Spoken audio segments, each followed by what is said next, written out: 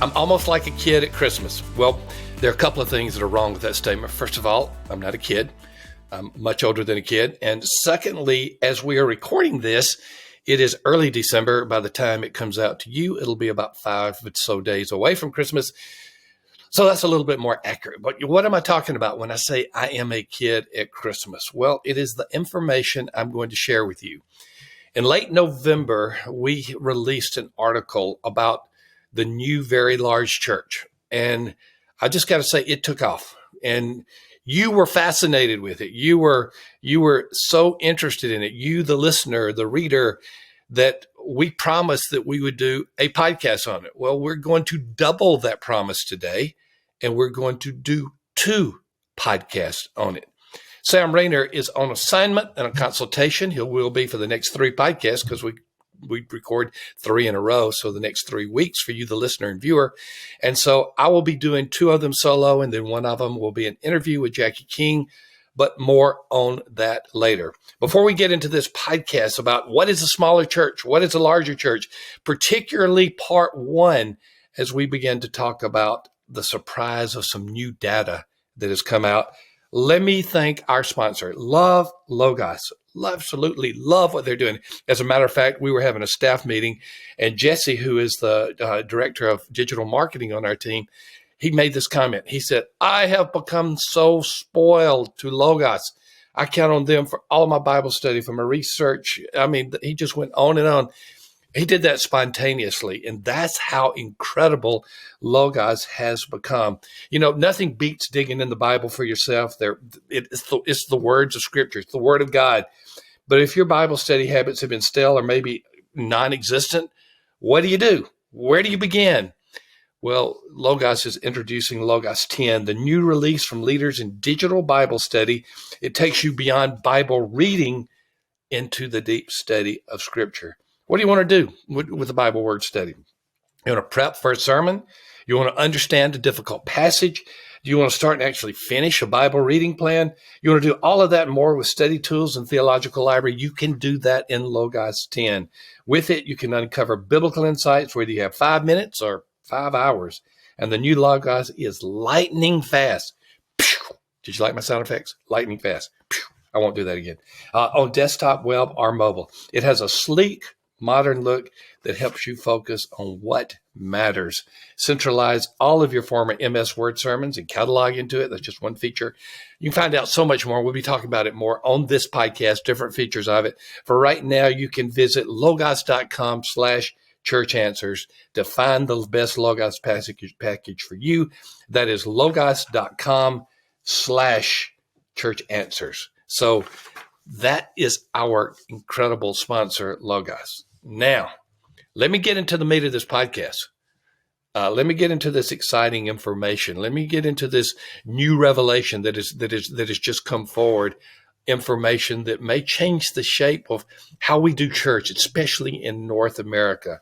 It is the definition of what is a smaller church, what is a larger church. And we'll get into part 2 of this podcast series about what is a smaller church and a larger church. We will then get into the surprising information of this data and the implications of it. So stay tuned. I wish Sam Rayner was with us. I always enjoy having him because he's the extrovert. I'm the introvert, but I am glad that he and Matt of our team are on a consultation in Northern Kentucky, and I'm happy to bring this information to you. Let me give credit to Lifeway Research for the data that I'm about to share with you. What we have done is taken the information that Lifeway supplies to the general public, and we have tried to look at it from the perspective of what does this mean for you in the local church, or maybe you're denominational or a network leader. What does this mean for you? Well, it can mean a whole lot because the landscape of American congregations has changed dramatically. What we will do in this particular podcast, or if you're on YouTube, this video cast, what we will do is we will begin to look at the different size churches. We've taken the information from Lifeway Research and we have categorized churches into new size categories. Now, I can maybe anticipate some of the objections. Thom, we're not interested in all the numbers. It's not about numbers. I get it. Numbers are not ultimate. Numbers are not penultimate. but they can become important for a number of reasons. No pun intended, numbers are important for a number of reasons, but they really can become important. And even though they're not the all in all, we should not throw the baby out with the bathwater. We should look and see what we can learn from this new information. Now, as a review, Lifeway Research did this research on U.S. Protestant churches. Their survey was done methodologically and statistically accurate. It included mainline denominations, evangelical denominations, anything that fits within the broader category of Protestant denominations and Protestant churches. That would include non-denominational churches as well, obviously. And they gave us this information to help us understand what is taking place in the sizes of churches. Now, let me ask you a question. I understand because this is one-way communication, but let me ask you a rhetorical question, or maybe you can answer it as you are listening on your podcast app. By the way, give us a rating and a review if you're on a podcast app, and just let the world know you're there so that we can spread this information to others. Or if you're at YouTube watching, just give us a like there, or just let people know that you're there. Okay, so as we're looking at this information, we want you to know what we see at Church Answers to be the new categories of sizes of churches. And quite frankly, it's not going to be what you thought it was. Of course, there may be an exception out there, and you may say, "Oh, I knew what it was. I really knew what it was." I didn't. And I think most of you will be surprised if you have not read or heard this information already. So let's go back to that question, whether it's rhetorical or whether you answer it wherever you are. What do you consider to be a very large church? Think about it for just a moment. What do you consider to be a very large church? For me, one of the thoughts that I go to is the common discussion on megachurches. Megachurch, by accepted definition in most researchers and most congregational leaders and network and denominational leaders, is a church averaging 2,000 or more in worship attendance. And that attendance includes everybody who shows up on a weekend or a Sunday or whenever the main worship times are. And that includes children who may not be in the main worship center. It's just everybody counted once who shows up. Okay, so that's been kind of the common definition of the very large church, the mega church. And just as a kind of a side information, is not as well known, but many have classified another group of churches. They call them mid-mega churches, and they have an attendance of 1,000 in worship, average worship attendance, to 1,999. So either one of those categories, mega churches or mid-mega churches, will say that is the very large church. Is it really? Or have things changed? Well, the latter statement is correct. Things have changed. The latter question is answered in the affirmative. Yes, they have changed. And so let's look at the new categories of churches. I call this particular edition, what is a smaller church, what is a larger church, in part one of this podcast is the surprise, maybe even the shock of this new data. Let's start looking at the different classifications. You can look at them in your show notes and follow along if you have your show notes in front of you. The new smaller church is now churches under 50 in attendance. I don't know where you thought, for many years I heard people talk about small churches being churches under 200. Well, the new distribution of churches by size really shoots down that myth, or maybe the myth has succumbed to a new reality. New churches are under 50 in worship attendance. They're 31% of churches, almost 1/3 of all congregations in America, Protestant denominations, average under 50 in worship attendance. That's 1/3. That's the new smaller church. And there are a lot of churches that are like that. And we'll talk more about where people are attending, but just for right now, let's hold on to that reality that the new smaller church has an attendance of under 50. Okay, what are the other churches? How about a mid-sized church? Now, I often thought of a mid-sized church as maybe 300 to 500. Not according to the new data. The new mid-sized church is a church that has an average worship attendance, same definition of worship attendance, between 50 Wow. A mid-sized church has an average attendance that's in double digits, 50 to 99, not even in triple digits, not even in low triple digits of 100. 27% of all Protestant churches in the U.S. have an attendance of 50 to 99. Now, let's look at two numbers. I'm going to add some numbers up for you. If 31% of churches, smaller churches, have an attendance under 50 and 27% have an attendance under or between 50 and 99, what does that mean? Add the two together.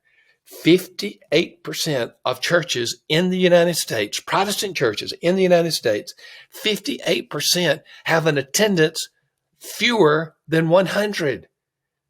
Hold on to that for just a moment. 6 out of 10 churches, 58 is pretty close to 58% is pretty close to 60%. 6 out of 10 churches have an attendance of under 100. Wow. That is so much different than the common perception that exists in most sections of those who try to look at churches today. The mid-sized church is 50 to 99. The smaller church is under 50. Those two categories together account for 58% of all churches, almost 6 out of 10. Let's take it to the next category. And if I'm boring you with numbers, I'm going to come back with some information that I think will maybe put some application to all the data. The new mid-sized church, the new smaller church, and then the next category is the new larger church. Now think about that for a minute. When you've thought about a large church, what have you thought about? Well, according to the distribution of churches, Protestant churches in the United States, a large church is a church between 100 in attendance and 249. That is a larger church. That's not a mid-size, or some would even say on the lower end of that was a small size. That is a larger church. 24% of churches in the United States have an attendance between 100 and 249. 1/4 of them are in that category, and we are categorizing them as the larger church. I was recently in a conversation with Todd Brown. If you have not met Todd Brown, or at least heard about him, you need to. He's the CEO of Brown Church Development Group, the premier church building, church remodeling company in North America for sure.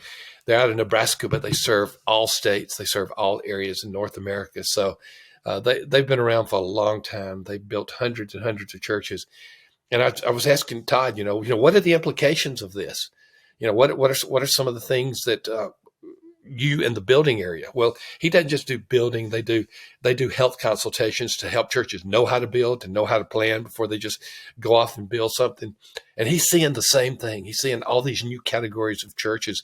And though he may not have had the data at the point, he said it has profound implications for what they will do, the size of the worship centers that they will build or renovate, where churches need certain facilities. And even in remodeling, he says we have to be aware of this information. That's why we love Brown Church Development. It's because they don't just build a building for you. They take into account the whole health of the church. And so we were talking about it. We said, Todd just said, things have changed, Thom. And that almost sounds cliche, but I responded, yeah, Todd, they definitely have. And things have changed dramatically as we began to look at not only for facilities, but for other areas. And we'll get into that more before we finish this 2-part series on what is a smaller church and what is a larger church. Now, when I wrote the article in November, and I'm going to ask Alana to please put a link to that article in case you have not read it yet. When I did that article in late November, I entitled it The New Very Large Church. And I think it drew some curiosity seekers because, wait a minute, I thought the Very Large Church was a mega church, 200 and up in attendance. Well, that is such a big church by American standards. It's a category into itself. It's in the small percentile. The new Very Large Church is a church with an attendance of 250 or more. The new very large church is a church with an attendance of 250 or more. That is absolutely stunning. For me, it was. And here's why we are able to say that, comparatively speaking, this is a new very large church. We can say that because only 8% of churches, Protestant churches in the United States, have an attendance of 250 or more. Can I repeat that for you? Only 8% of churches in the United States, Protestant churches, have an attendance of 250 or more. Fewer than 1 out of 10. And so today, ladies and gentlemen, when we start talking about the really big churches, we begin with an attendance of 250. We don't begin with an attendance of 1,000 or 2,000. Those are extreme outliers. We begin with an attendance of 250. Absolutely amazing. Now, what I'm going to enjoy doing in the next episode, we're dividing this into 2 parts because we have so much to talk about, and it's just such incredible data that Lifeway Research has provided and we've tried to analyze, is we're going to talk about the implications of that. But when I wrote that article back in late November, again, show link is in the show notes, or the link is in the show notes. A lot of comments started coming in, a lot of questions. And some people obviously had not read the research that I had the link to because they were asking me the information that was already in the research. That's okay. I was happy to help them out as well. But one prescient comment came through that I think is worth answering in this podcast. And let me preface the question with this comment that they made.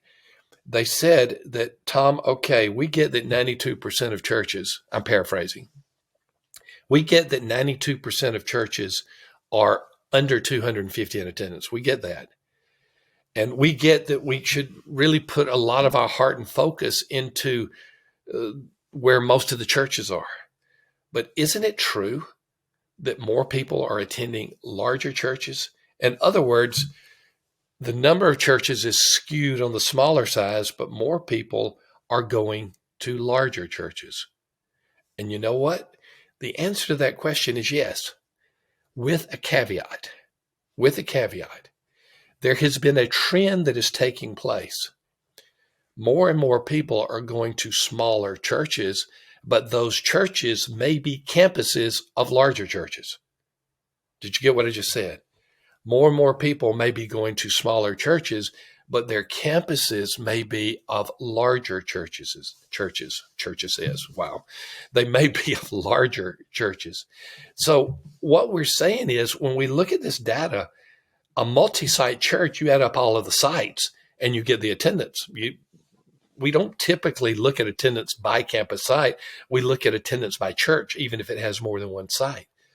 We are seeing one of the reasons that mega churches began developing new campuses was not only to reach certain areas of unreached people in a community, but because the leaders intuitively saw something. More people are attracted to the smaller worship gathering, or even the smaller church, not just the multi-service church where you have 4 or 5, 3 or 4 services on Sunday morning, or whatever the case may be. The desire is to be a part of a church where you know more people, and sometimes that doesn't happen in multi-services, but it can happen if there's smaller campuses where there's a smaller group. So part of the multi-site movement has been a desire of people to attend smaller churches. Now, how are the smaller churches doing that are the standalone churches? Well, we know that there has been in recent years a new development, and that is migration to rural and smaller towns, migration to rural areas and smaller towns. That means that the opportunity is there for those standalone small churches to reach these new residents. The challenge is going to be, and we'll be talking about this more in the next episode, the challenge is going to be, if you're in a small church in a small town or rural area, and people are moving into the area, are you willing to make the changes to reach this new population growth? That's what's going to happen, or otherwise, our smaller churches are only going to be extensions of larger churches. So I appreciate the question that was asked. I appreciate that someone wanted to say, tell the other side of the statistics. Are more people going to larger churches? Yes, but more people are going to smaller churches that are extensions or multi-sites of larger churches. You got that? Well, quick summary. Smaller church under 50 in attendance, 31%. Mid-sized church, 50 to 99 in attendance, 27%. Larger church, 100 to 249, 24%. And the new very large church, only 250 and up, accounts for 8%. Absolutely incredible. Okay, I presented the data for you. Now, what I'm going to do is I am going to change into the next episode, and I will be back. You'll have to wait a week if you're listening to this on the first day of release. And we will go back to, and then we will go forward to episode 781, and we'll be continuing the discussion about what is a smaller church, what is a larger church, but part 2 will be the implications of this data.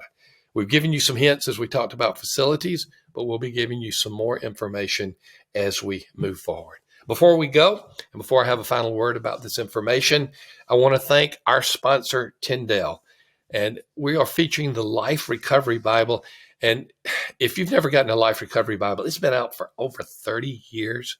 And it's always been in the New Living Translation. It's been read by over 4 million people who've taken steps to start a new life. It's become essential to people starting or running recovery groups or churches within community. It brings 12-step in alignment with God's Word. Each feature of the Life Recovery Bible leads readers to powerful resources for recovery found in the Scripture. Co-edited by Stephen Arterburn, founder of New Life Ministries. The New Life, or the Life Recovery Bible, is a unique tool that returns the focus of recovery to Scripture, where people can encounter a God of love and restoration. An incredible resource, an incredible way of going to Scripture to find out what God has to say about recovery through His power and through His strength. Once again, Tyndale, the Life Recovery Bible. The information about what is a smaller church, what is a larger church, fascinating, but it's more than just something of magnitudinal interest. It is something that we need to say, what does this mean? What does it mean? Well, if you're listening to this on the day of release, you got to wait a week. But we'll be back next week, and we'll be talking about the implications of this data. Stay tuned as we continue to inform you at Rainer on Leadership.